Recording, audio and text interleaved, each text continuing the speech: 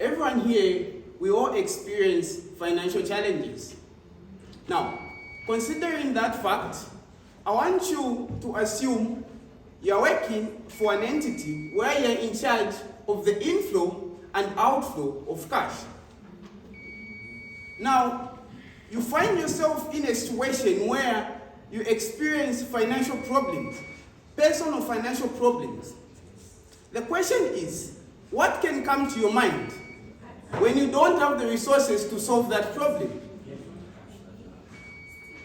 Despite all of us here trying to think differently, the common thought is to try and use company cash to solve the personal problem. Ladies and gentlemen, good evening. My name is Swensi Sinkala, a final year student pursuing accountancy.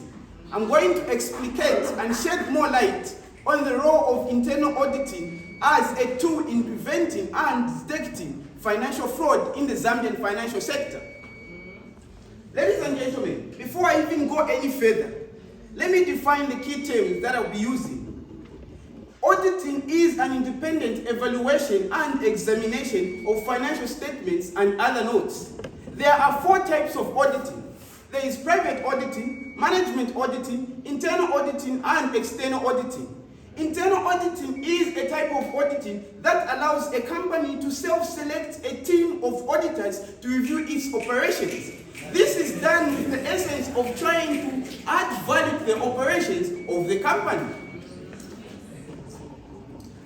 Internal auditing, ladies and gentlemen. Okay, detecting, on the other hand, is the act of noticing or discovering something, whereas preventing is stopping something from happening.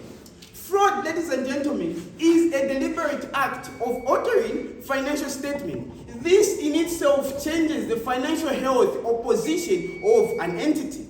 Financial sector, which is my area of interest, ladies and gentlemen, is just a section of an economy that is made up of firms and institutions that provide financial services to commercial and retail customers. It comprises of firms such as banks and insurance companies, just to mention a few. At this point, allow me to borrow the wise words of John J. Chapman. He once said, and I quote, "The enduring value of the past is, and one might say, the basis of civilization." End of quote. Ladies and gentlemen, history of auditing in the Zambian context. Auditing in the Zambian context can be traced back in 1970 when the National Auditing Office was introduced. The whole essence of introducing this office was to ensure that there was auditing in all government departments, agencies, and parastatals, and also to promote transparency and accountability. Ladies and gentlemen, in 1990, the role of internal auditing gained its prominence, and it started being recognized by every institute, every entity, ladies and gentlemen. Ladies and gentlemen, just like here at CPU, we have the Guild Constitution. We also have the Student Handbook. Same applies to internal auditing. There are 3 acts that regulate internal auditing. There is the Bank of Zambia Act, the Companies Act, and also the Public Finance Management Act. Ladies and gentlemen, we have been talking about brief history of internal auditing that is in the Zambian context. But auditing today is existing as a result of fraud. Now, let me shift my area of interest and talk about fraud. Fraud has got a lot of effects that are negative to an entity.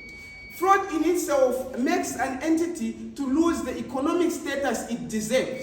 Ladies and gentlemen, this is done by bringing about huge financial losses, making people to lose interest or to lose trust in the structures of the entity. It also brings about instability in social status, ladies and gentlemen. Back then, before even auditing was introduced, auditing was never seen as really that important in an entity. But they were only considering fraud as an activity that made them to incur losses or incur costs, as therefore they never paid attention to it. But as a result of the increased number of financial scandals, auditing has been considered to be one of the most important risks that every organization is exposed to. Investors, ladies and gentlemen, have now become aware of this risk. They now proposed different anti-fraud mechanisms.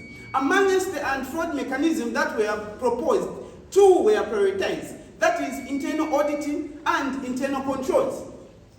Ladies and gentlemen, we can spend hours talking about fraud, but if we don't understand the factors behind or factors making people to commit fraud, we can't solve it, we can't prevent it, we can't even detect it. Ladies and gentlemen, there are three factors that make people to commit fraud. These are referred to as factors associated with commission of fraud. The first one is opportunity. Opportunity is simply people taking advantage of the inadequacies and inefficiencies existing in the implemented internal controls.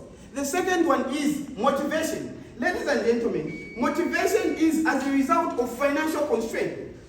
The third one is self-justification. This is as a result of an internal dialogue. As a result of an internal dialogue, the best example I can give is a situation where an employee is not being paid for several months. That employee can convince himself to commit fraud. That is self-justification. Ladies and gentlemen, we have been talking about fraud. We can understand fraud, but the understanding of fraud will have no meaning if we don't find means and ways of preventing it and also detecting it. Therefore, what should we do as an entity to prevent and detect fraud? There are a number of ways in which fraud can be detected and prevented, but I will mention only a few. The first one is the establishment of internal controls. Internal controls, ladies and gentlemen, these are just processes taking place in an entity to ensure that everything is done efficiently and effectively and also promote transparency and accountability. Ladies and gentlemen, another way of doing detection and prevention of fraud is through monitoring of internal controls.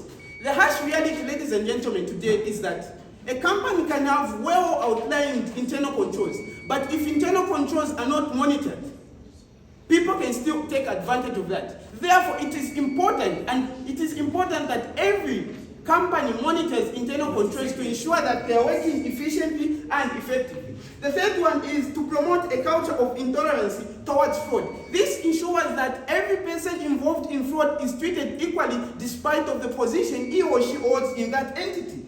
Another way of preventing and detecting fraud is through risk assessment and management. This is very key because the higher the level of risk, the higher the level of activities that internal auditors are going to conduct. Another way is to provide fraud awareness training. This is just a way where internal auditors engage employees to make them be aware of the fact that internal fraud is in existence and also explain to them the effect it has on the financial health of an entity. Ladies and gentlemen, ask me for a minute just. My personal recommendation looking at this fraud is that the activities of internal auditing should not be regarded strictly as an activity that generates expenditure, but rather as an activity that adds value to the entity by preventing and detecting fraud. In conclusion, ladies and gentlemen, internal auditing is a critical tool for detecting and preventing fraud.